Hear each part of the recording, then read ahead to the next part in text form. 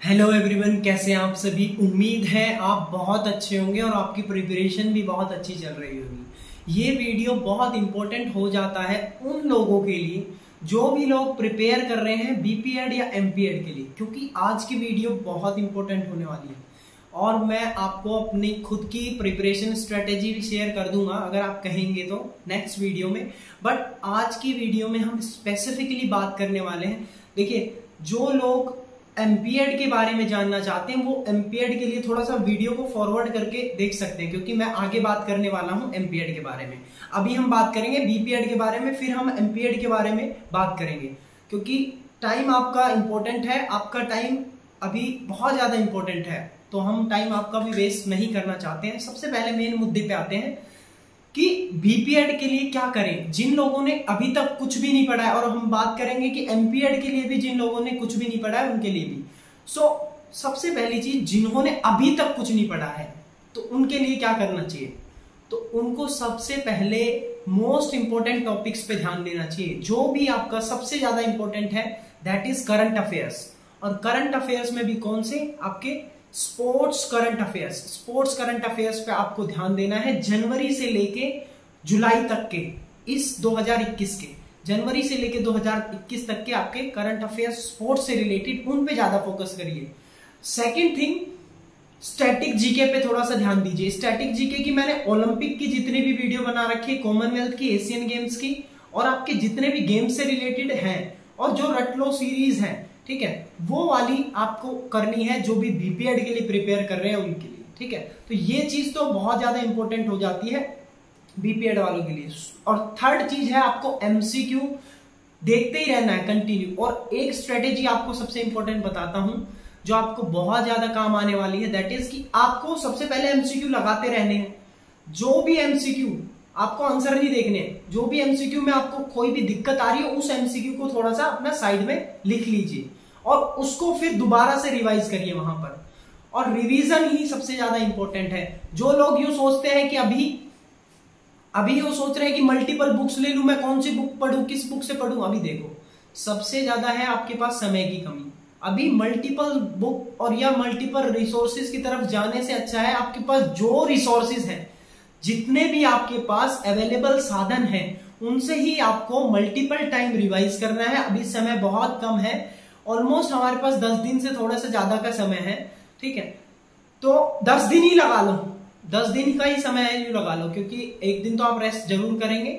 आपके पास इतने कम समय में तो बस यही बन जाता है कि आपको सबसे ज्यादा मेन इंपॉर्टेंट जो भी है आपके पास, जो नोट्स है वो लिख लो। और एक और इंपॉर्टेंट स्ट्रेटेजी बताता हूं जिन लोगों ने अभी तक कुछ भी नहीं पढ़ा है। आप सबसे पहले कोई भी आपको एक वीडियो जरूर मिल जाएगी 6 मंथ की करंट अफेयर्स की वीडियो, कोई भी एक वीडियो देख लेना 6 मंथ की जिसमें करंट अफेयर्स हो, वो देख लेना। ठीक है, और करंट अफेयर्स की आप मेरी भी देख सकते हो अगर देखना चाहो तो, जिसमें अवेलेबल है करंट अफेयर्स, उसमें सारी करंट अफेयर्स नहीं देखनी है, ध्यान रखना। मोस्ट इंपॉर्टेंट करंट अफेयर्स बनती है आपकी, दैट इज स्पोर्ट्स से रिलेटेड करंट अफेयर्स। स्पोर्ट्स से रिलेटेड करंट अफेयर्स आपको करने हैं। सेकेंड थिंग, और जो आपको इंपॉर्टेंट थोड़ा सा लग रहा है, बुक्स किसने लिखी है, बुक्स वगैरह के देख लेना, कप्स जितने भी हैं। ठीक है, स्टैटिक जीके में आपके इंपॉर्टेंट बन जाते हैं कौन से कप हैं, कौन से टूर्नामेंट कब हुए, कौन से अभी, जैसे कि कौन विनर है, नोवाक जोकोविच कौन है, रोजर फेडरर कौन है। ठीक है, इनके बारे में जानना इन द सेंस, ऐसे नहीं कि इनकी हिस्ट्री बायोग्राफी देखें आप, इनके बारे में कि इनने कौन कौन से टूर्नामेंट अभी जीते हैं। अभी जो मेन होते हैं आपके ऑस्ट्रेलियन ओपन से लेके यूएस ओपन तक, विंबलडन से लेके आपका फ्रेंच ओपन तक, सारे ही आपको देखने हैं। ये सारे इंपॉर्टेंट बन जाते हैं जो आपके बीपीएड के लिए। बीपीएड के लिए एक लास्ट स्ट्रेटेजी और बता रहा हूं, दैट इज की मॉक टेस्ट। अभी मॉक टेस्ट मैं भी प्रोवाइड करता रहता हूं, ग्रुप में डालता रहता हूं।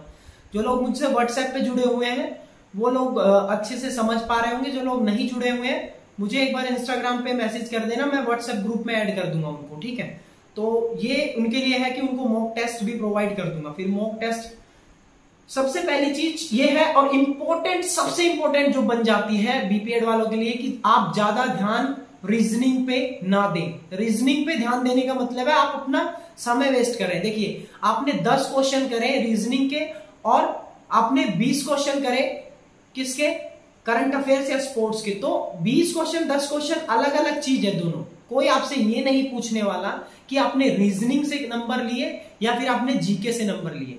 सो इस चीज को समझिए, और रीजनिंग में टाइम वेस्ट करने से अच्छा है कि आपका जो स्ट्रेटेजिक है, जिसको आप एक बार पढ़ के तुरंत याद रख सकते हैं, कि इस बार की 2020 वाले जो अभी 21 में हो रहे हैं आपके ओलंपिक गेम्स, उसमें जो ओपनिंग सेरेमनी में ध्वजवाहक यानी कि आपके जो फ्लैग बियरर थे वो कौन कौन थे, उस तरीके के क्वेश्चन तो आपको पता है कि कौन कौन थे आपके। एक तो हॉकी के प्लेयर यानी कि कैप्टन मनप्रीत सिंह, साथ में ही उनके साथ में मैरी कॉम बॉक्सिंग की प्लेयर, और क्लोजिंग सेरेमनी में कौन थी, कौन है, मतलब कि क्लोजिंग सेरेमनी में आपके रहेंगे बजरंग पुनिया। ये एक मोटी मोटी बात मैंने आपको बताई। अब इसको आप याद रखने में कितना समय लगा पाएंगे, वही रीजनिंग को आप करेंगे और देखेंगे, और रीजनिंग भी इतनी कोई मुश्किल नहीं आने वाली, बहुत इजी आएगी रीजनिंग की भी आप कहेंगे तो मैं एक वीडियो डाल दूंगा। सेकेंड थिंग और लास्ट थिंग यही है कि जितना भी आपके पास रिसोर्सेज है, जितना भी आपने पढ़ रखा है, उसको रिवाइज करते रहिए। स्ट्रेटेजी के में तो यही है, और मल्टीपल टाइम्स उसको रिवाइज करिए, ठीक है। करंट अफेयर्स की कोई वीडियो देखने के बाद उस वीडियो को जो जो इंपॉर्टेंट आपको लिख रहे हैं अपनी कॉपी में लिख लीजिए, उसको अपनी कॉपी में लिखेंगे तब जाके वो आपको रिवीजन में मदद करेंगे। और ऐसा नहीं कि लास्ट दिनों तक लिख दीजिए, आपके पास 4-5 दिन है, उसमें आप लिख लीजिए जितने भी करंट अफेयर्स अभी तक आपने नहीं करे हैं। तो ध्यान रखो, जीके, स्पोर्ट्स जीके और स्टैटिक करंट अफेयर्स, ये स्टैटिक जीके और स्पोर्ट्स करंट अफेयर्स, इनको आराम से लिख लीजिए। चलिए अब बात आती है एमपीएड के बारे में। अब हम बात करते हैं एमपीएड के बारे में। तो जो लोग बीपीएड वाले थे उनके लिए इतनी इंफॉर्मेशन थी, और बाकी जिसको वीडियो देखनी आगे देख सकता है, क्या पता आपके लिए और कुछ हम बताएं। सबसे इंपॉर्टेंट आती है एमपीएड के बारे में। अब एमपीएड में आपको क्या है करना है, सबसे मेन बात ध्यान देनी है कि आपका टीचिंग एप्टीट्यूड है। टीचिंग एप्टीट्यूड 30 नंबर का है, बहुत ज्यादा स्कोरिंग है और इजीली आप कर पाओगे। अब मैं बताता हूं कैसे कर पाओगे। आपके पास 2 बुक अवेलेबल है सबसे इंपॉर्टेंट मार्केट में, दैट इज एक अरिहंत सर की बुक है, ठीक है, पेपर 1 की, और एक है आपकी केवीएस मदान। दोनों बुक है। केवीएस मदान की पीडीएफ मैं आपके इसमें प्रोवाइड कर दूंगा टेलीग्राम चैनल पे, और उसमें से आप एमसीक्यू लगाना बस। टीचिंग एप्टीट्यूड थ्योरी भी पढ़ सकते हो, लेकिन अभी थ्योरी पढ़ के कोई फायदा नहीं है। एमसीक्यू लगाना, जितने भी है एमसीक्यू लगाओ। जो एमसीक्यू आप लगा पा रहे हैं दैट इज गुड। और जिन लोगों ने बिल्कुल भी अभी तक पढ़ाई नहीं करी है, देखा ऐसा तो नहीं होता है, क्योंकि बैचलर डिग्री आपने कर रखी है, बीपीएड कर रखी है, तो आपने कुछ ना कुछ तो पढ़ा ही होगा। तो जो लोग बिल्कुल भी आप ऐसा लगता है कि मैंने पढ़ा नहीं है, बिल्कुल बहुत कम पढ़ाई की है, तो उनके लिए स्ट्रेटेजी है। और जो लोग पढ़ रखे हैं उनके भी काम आएगी ये स्ट्रेटेजी। तो सबसे पहली स्ट्रेटेजी ये है कि जिन लोगों ने बिल्कुल भी नहीं पढ़ा है, तो अब वो थ्योरी पढ़ने का कोई मतलब नहीं बनता है। थ्योरी आप पढ़ के करोगे क्या, ये बताओ। अभी थ्योरी आप कुछ नहीं कर पाओगे। जितना आपने पढ़ रखा उसको रिवाइज करो। अगर आपने कोई थ्योरी पढ़ रखी है उसको रिवाइज करो, नई थ्योरी की तरफ मत जाओ। सेकंड थिंग, ये अपनी अपनी स्ट्रेटेजी होती है, आपकी क्या पता कोई अलग स्ट्रेटेजी हो, लेकिन ये सभी पे काम करती है ऑलमोस्ट। बाकी स्टैंडर्ड बहुत हाई हो चुका है फिजिकल एजुकेशन का। अभी DSSB का भी एग्जाम हुआ था, बहुत काफी अच्छा लेवल आया था, ठीक है, काफी अच्छा लेवल इन द सेंस की स्टेटमेंट वाले क्वेश्चन बहुत आते हैं।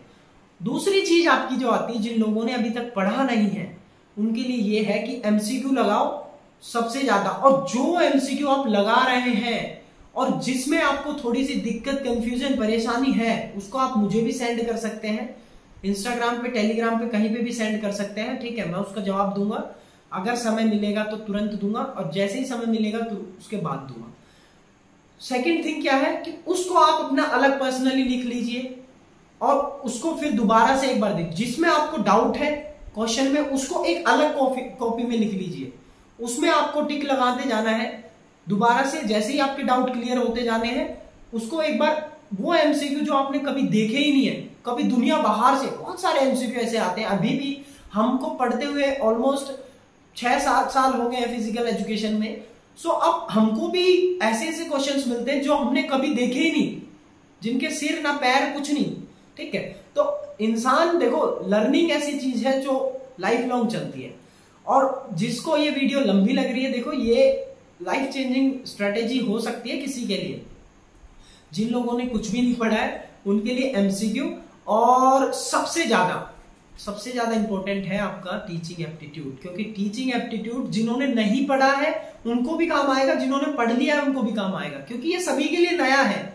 जो लोग अभी तैयारी में लगे हुए हैं वो फिजिकल एजुकेशन की तैयारी जरूर कर रहे हैं, लेकिन टीचिंग एप्टीट्यूड कहीं ना कहीं उनके पास कमी होगी। तो एमसीक्यू पे मैं प्रोवाइड कर दूंगा आपको, ठीक है। उसमें क्या कहते हैं, टेलीग्राम ग्रुप में, तो टेलीग्राम में ज्वाइन हो जाना, डिस्क्रिप्शन में लिंक दे रखा है। जिसको पर्सनली कुछ जानना है तो वो इंस्टाग्राम पे मैसेज कर लेना, उसको मैं पर्सनली बता दूंगा कि किस तरीके से क्या है। और सबसे ज्यादा इंपॉर्टेंट तो यही है इस समय पे कि जो चीज आपने पढ़ रखी है उसको मल्टीपल टाइम रिवाइज करो, उसको घोट के पी जाओ। ऐसा नहीं है कि आप नई नई चीजें, नई नई थ्योरी, ठीक है, अटपटे क्वेश्चन जरूर आएंगे, उनको एक बार देखो, कोई दिक्कत नहीं है, लेकिन ऐसा नहीं है कि उनके पीछे बिल्कुल पागल हो गए। सबसे ज्यादा मेन आपका फोकस में रहना चाहिए, दैट इज अभी एमसीक्यू और मॉक टेस्ट। मॉक टेस्ट बहुत जरूरी है देने। मॉक टेस्ट आप कहां से देंगे ये बताता हूं, आपके लिए स्ट्रेटेजी बताता हूं। गूगल पे टाइप करना। देखो वैसे तो मैंने भी अभी मॉक टेस्ट प्रोवाइड करवाए थे, आपको ग्रुप में दिए थे। जो लोग मुझसे व्हाट्सएप ग्रुप में जुड़े हुए हैं उनको मैंने प्रोवाइड कराए थे। जो नहीं जुड़े हुए हैं वो इंस्टाग्राम पे मेरे को मैसेज कर देना, मैं बता दूंगा आपको किस तरीके से जुड़ना है। सेकंड थिंग क्या है कि आपको किस तरीके से मॉक टेस्ट लगाना है, वो ये है, आप अपने आप को एनालाइज कर सकते हैं उसके थ्रू। गूगल पे टाइप करना यूपी टीजीटी मॉक टेस्ट।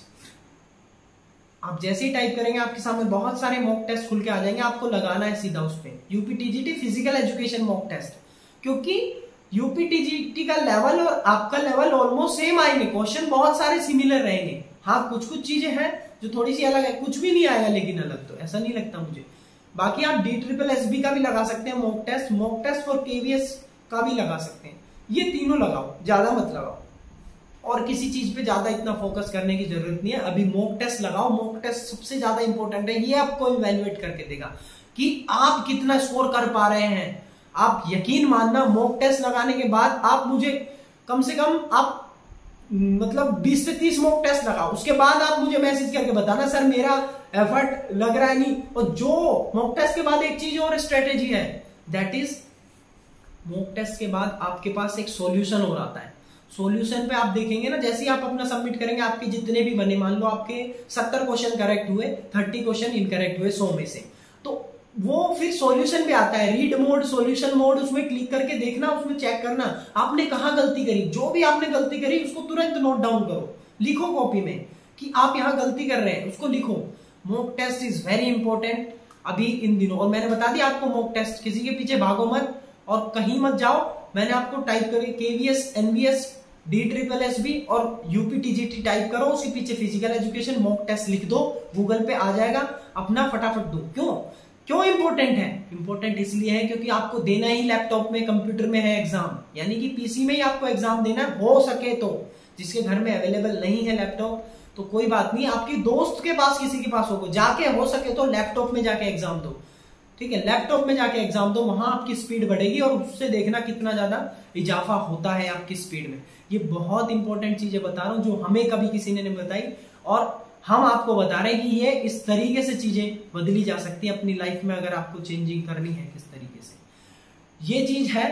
और उम्मीद है आप सभी ठीक होंगे और आपकी तैयारी भी बहुत अच्छी चल रही होगी। चलिए मिलते हैं नेक्स्ट वीडियो में। Until we meet, stay fit and stay healthy, और अपना ध्यान रखिए। Bye bye, take care.